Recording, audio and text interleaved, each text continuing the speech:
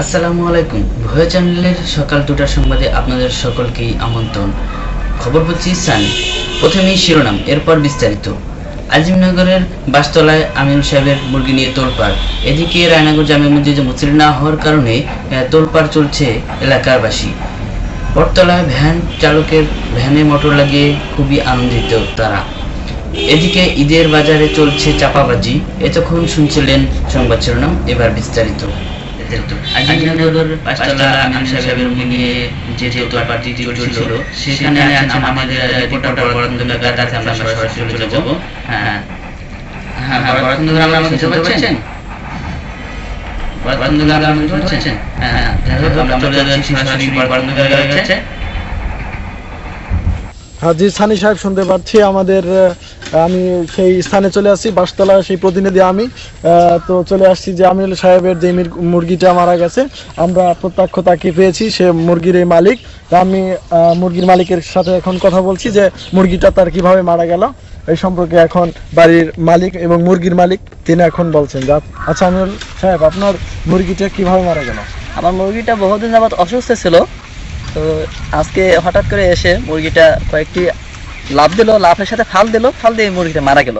আচ্ছা, আপনি কি বলতে পারেন যে আপনার মুরগিটা যেভাবে ফাল দিয়ে মারা গেল, এই ফালের কারণ কি রোগ হতে পারে? এটা আমি তো জানি যে এটা বেরি রোগ হয়েছে। মুরগিটা মারা গেছে। বেরি রোগ সম্পর্কে কিছু জানেন?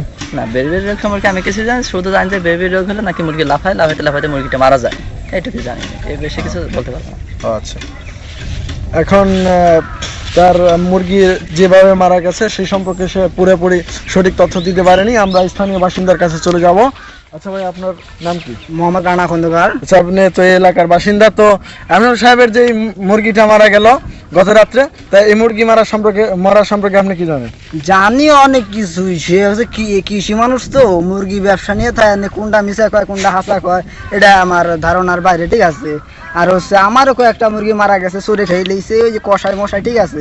কিন্তু এমন চোর বাইরেছে মুরগি মরা শীতে না থাকাই ভালো, ঠিক আছে। উল্টা পাল্টা কথা বলে সরকাররা, ঠিক আছে। কিন্তু হচ্ছিল মুরগি মারা গেছে, এটা ঠিক আছে, আমি দেখছি আজকে সকালে যাই দেখছিলাম। তারপরে মারাটা এটা কি রোগ জানি বললেন?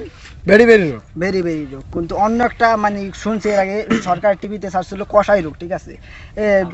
দেখেন, আপনারা তালাশ করে দেখেন আরো। তো আপনার তো এলাকার লোক এই মুরগি মারা সম্পর্কে আপনি কি জানেন? আরে মিয়া, মানুষ মরকে যায় সেই সম্পর্কে আমি কিছু জানি না। তো মুরগি আপনি কি নিয়ে আইছেন? সরকার আপনাদের কিসের জন্য বেতন দেয়?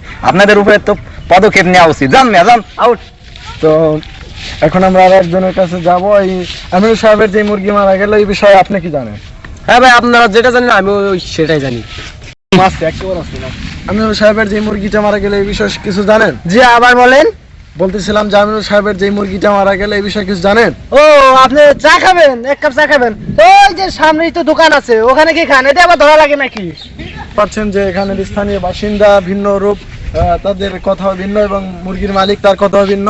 আমরা পরবর্তীতে একটা কমিটি গঠন করব, এরপরে মুরগির কি রোগ হয়েছে এটা সত্যতা যাচাই করে আপনাদের নেক্সট আমরা এটা জানাবো। এখন আমরা চলে যাই স্টুডিও। হ্যাঁ, দেখছিলেন মুরগি নিয়ে তোলপাড় ব্যাপারটি। তো আমরা পুরোপুরি এখনো খবরটি আপনাদের দেখানো পারছি না, কারণ ওখানে একটা সমস্যা হয়েছে যে কেউ বলতেছে যে মুরগিটা মারা গেছে, কেউ বলতেছে তাকে অপহরণ করা হয়েছে। তো এই বিষয়ে আপনাদের পরবর্তীতে জানানো হবে। এদিকে রায়নগর জামে মসজিদে যে মুসল্লিগণ নিয়ে যে তোলপাড় চলছে সেখানে আছে আমাদের রিপোর্টার বরাত খন্দকার। তার কাছে আমরা সরাসরি চলে যাব। হ্যাঁ জি সানি সাহেব, শুনতে পাচ্ছি। আমি এখন আছি আউলিয়া রায়নগর জামে মসজিদের সামনে, আসরের সময় এখন। আচ্ছা আঙ্কেল, এখানে দেখতেছি অনেক সুন্দর একটা মসজিদ, সবকিছু ঠিকঠাক আছে, কিন্তু আসরের নামাজের সময় আপনি কি এখানে একা মুরব্বির ভিতরে? হ্যাঁ, একাই। কিন্তু এত বড় গ্রাম, আপনি একা মুরব্বী, সব দু একজন ইয়ং আছে, এর কারণ কি? মুসল্লি হয় না কেন মসজিদে? ওই মানুষের টাকা পয়সা হয়ে গেছে, তো টাকা পয়সা হয়ে গেছে, নামাজের দিক বেশি একটা মন নাই। কেউই বাবার দরবার দৌড়ায়, কেউই চার দোকানে দৌড়ায়, কেউই ওই নানান ইসে ব্যস্ত থাকে সবাই। আরো শুনতে পারলাম যে এখানকার নাকি ভণ্ড কয়েকটা ফকির আছে, এই কারণে মসজিদে মুসল্লি কম হয়, এটা কি সত্যি নাকি? হ্যাঁ, তারা কোন ধরনের ভণ্ডামি করে একটু বলেন। ওই মানুষ নিয়ে এই দিগি রাজকান করে, এই কয় এই বাবাই সব, নামাজের সময় শিক্ষু দেয় বাবা কইয়া, বাবা কইয়া শিক্ষু দেয় যে বাবাই আচ্ছা, সব। আমাদেরকে তো আল্লাহ রাব্বুল আলামিন সৃষ্টি করছেন, কিন্তু বাবাই সব, এই কথা কি ঠিক? না না না, এটা ঠিক না, এটা ঠিক? ঠিক না, এটা এটা রং, ঠিক না। এটা রং। এটা রং। আচ্ছা, আপনারা যুবক নামাজ পড়ছেন, খুব আলহামদুলিল্লাহ, খুব ভালো। তো এখানকার যেই ভণ্ড ফকির আছে তারা কিরকম ধরনের ফকিরানি করে? তারা তো মানুষজন মাঝে মাঝে জিগির, আবার মাঝে মাঝে গান ধরে, হ্যাঁ, আবার তারা বলে বাবাই সব, বাবাই তাদের সৃষ্টি করছে। নামাজের মাঝে আবার বাবাই বাবারে ভেস্তে নিয়ে ডাকে, আবার বললে বাবাই ভেস্তে নিয়ে যাবে। আচ্ছা, এগুলো এই ধরনের কথাবার্তা, এগুলো খুব অশ্লীল কথাবার্তা। তো আমরা এখানে স্থানীয় যে মুসল্লি সানি সাহেব শুনতেই পাচ্ছেন যে এখানকার লোকজন কোন ধরনের কাছে লিপ্ত ভণ্ডামির কারণে। তো আমরা ইনশাল্লাহ এই মসজিদের জন্য আমরা খুবই প্রাণের হলো অভিনন্দন। ভরত খন্দকার, ভুয়া চ্যানেল, বাসতলা। হ্যাঁ, দেখছিলেন আপনারা যে জামে মসজিদে মুসল্লি না হওয়ার কারণ কি, সেটা আপনারা তো বুঝতেই পারছেন যে কি সমস্যা। আজমিরনগর বটতলায় ভ্যান চালকরা মোটর লাগিয়ে যে আনন্দ বোধ করছে, সেই বিষয়ে জানার জন্য বিস্তারিত চলে যাব আমরা। আমাদের রিপোর্টার আছে আজমিরনগর বটতলা, ভরত খন্দকার। এখন আছি আজিমনগর এই রোডে আছি। এখন এখানের একজন রিক্সা চালককে পেয়েছি, তিনি কয়েকদিন আগে ইঞ্জিন লাগিয়েছেন, তার দিনকাল কিরকম চলছে। আচ্ছা, আপনি আগে ইঞ্জিন ছাড়া গাড়ি চালাইতেন, এখন ইনশাল্লাহ আপনি গাড়িতে ইঞ্জিন লাগাইছে, মোটর বসাইছেন, এখন আপনার দিন কিরকম চলে আর আগে কিরকম চলতো? এখন মোটামুটি আগের চাইতে দিনকাল এখন ভালোই চলে। আগে দেখা যেতেছে সারাদিন মনে হবেন 200-300 টাকা কামাইতাম, বা কিস্তি ছিল বা বিভিন্ন ধরনের খরচা আছে, তা 200-300 টাকা দিয়ে মনে হবেন কিছুই হতো না। এখন দেখা যাইতেছে আমি গাড়ি বানাইছি 45,000 টাকা পড়ছে, আমার দৈনিক দেখা যাইতেছে 500 বা 1,800 টাকা কামাইয়ে এখন বর্তমানে দেখা যাইতেছে বাপ মা বা ভাই বোন নিয়ে এখন সুখী আছেন। শান্তিতে আছি। তো এখন তো ইনশাল্লাহ আপনার সংসারে খুব ভালোভাবেই চলতেছে আপনার। জি, এখন আগে আপনার কিরকম কি মনে হয় যে জি, এইটা আগে দিয়ে আগামী ভবিষ্যতে কি আপনি ভালোভাবে চলতে পারবেন? জি জি, দেখা যাইতেছে আগের চাইতে মনে হবেন এখন আল্লাহ দিলে অনেক শান্তিতে আছি, এবং কি আল্লাহ শান্তিতেই রাখবে। এখানে এই স্থানীয় এখানে সহজ বাংলা টেম্পো এদের পাশাপাশি আপনি খুব ভালোভাবেই আছেন। জি জি কোনো বিশৃঙ্খলা বা কোনো কিছু সৃষ্টি হয় না, আপনার কোনো ঝামেলা হয় না? জি না, তাদের চাইতে এখন ইনশাল্লাহ ভালোই আছি। দেখা যাইতেছে তাদের চাইতে আগে দেখা যাইতেছে টেম্পো বা নসিবন বা সবুজ বাংলা এদের কারণে আমরা দেখা যাইতেছে যাত্রী উড়ান পারতাম না। যাত্রী ভাইদের ডাক দিলেও তারা জ্ঞাত চলে অন্য গাড়িতে, ঠিক আছে। এখন আমরা আপনার দেখা গাড়িতে যাইতেছে মোটর এবং যাত্রীরা খুব শান্তিতেই চলতে পারছে, আপনার জি, জি, গাড়ি এখন বসলে কোনো খুব সমস্যা নাই। বাতাস খুব প্রবাহিত হয়, এই কারণে তারা জি, জি, খুবই এখন- ভালো মনে করে। এখন আপনার কোনো পেছনে সমস্যা- খুব সমস্যা হয় না? জি জি, খুব ভালো এখন হয়। কোনো সমস্যা নাই। দেখা যাইতেছে এখন অনেক শান্তিতে আছি আমি। দেখা যাইতেছে এক চার্জে আমার সারাদিন চলতেছে, দেখা যাইতেছে আমার 1,800 টাকা কোনো কামাই না কোনো ব্যাপার না। আচ্ছা, ধন্যবাদ।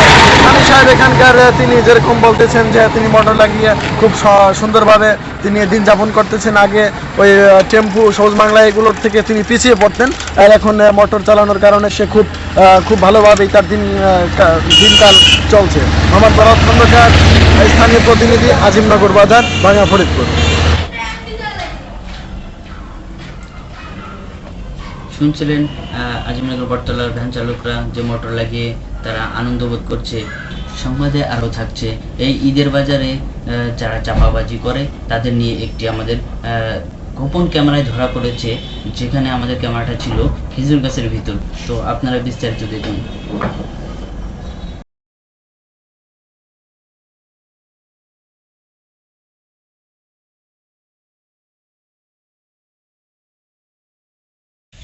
না, ঈদের মাত্র 5 দিন বাকি আছে, টাকা পয়সা 1 টাকাও নেই। কিভাবে যে চলবো? সামনে মদ খাবো, গাঁজা খাবো, 1 টাকাও নাই। বন্ধু বান্ধবের কাছে তো অনেক টাকা উদ্ধার করে ধার করে এনে তাদেরকে ডাইরেক্ট বিপজ্জনকভাবে পরিচয় বন্ধ করে দিছি। যাই,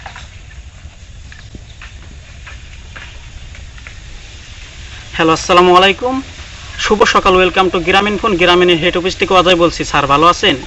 আপনি যেই নাম্বারটিতে কথা বলছেন সেই নাম্বারের পরিচিত মালিককে আপনি একটি গ্রামীণের হেড অফিস থেকে ডিসকাউন্টার লটারি পেতে যাচ্ছেন 5,05,595,000 টাকা। এই 5,05,595,000 টাকা আপনি কিভাবে নেবেন তা জানতে, তথ্য প্রযুক্তি জানতে এই মুহূর্তে মোবাইল করুন এই নাম্বারে। ধন্যবাদ। ঠিক মতোই ব্যবসা করি। হ্যাঁ বন্ধু, যেদিন দেখবো ঈদের চাঁদ হাসি মুখে, কাটা পরাত কত খুশি লাগবে, মনে আনন্দ হবে ঈদের দিনে। আজ ঈদ আদ উৎসব চলে, ঈদ গায়ে যায়, নামাজ পড়ি, সবাই মিলে কলাকলি করে ভেদাভেদ ভুলে যাই। এই আনাবিল ঈদের চাঁদে আপনাদের আর একটু বাড়তি আনন্দ দিতে আপনাদের জন্য এনেছি একটি আতর একটি শোরুমের একটি টুপি মাত্র 10 টাকায়। শুধুমাত্র 10 টাকার নয়, আপনারা পাচ্ছেন একটি আতর একটি শোরুমের একটি টুপি মাত্র 10 টাকায়। আতর শোরুমের টুপি সাজিয়ে ঈদ আনন্দ সবার মাঝে, ঈদের মুখোমুখি আতর শোরুমের মাথায় দেবেন সাদা টুপি। হই হই কাণ্ড রই রই ব্যাপার, সুবর্ণ সুযোগ। শুধুমাত্র কোম্পানির তরফ থেকে আপনারা ঈদ উপলক্ষে আপনারা পাচ্ছেন একটি আতর একটি শোরুমের একটি টুপি মাত্র 10 টাকায়। 10 টাকায় হয় না বাড়ি, হয় না গাড়ি, হয় না বোর পরনের জন্য একটি লাল টুকটুকে বিনারসি শাড়ি। সেই 10 টাকার বিনিময়ে আপনারা পাচ্ছেন একটি আতর একটি শোরুমের একটি টুপি মাত্র 10 টাকায়।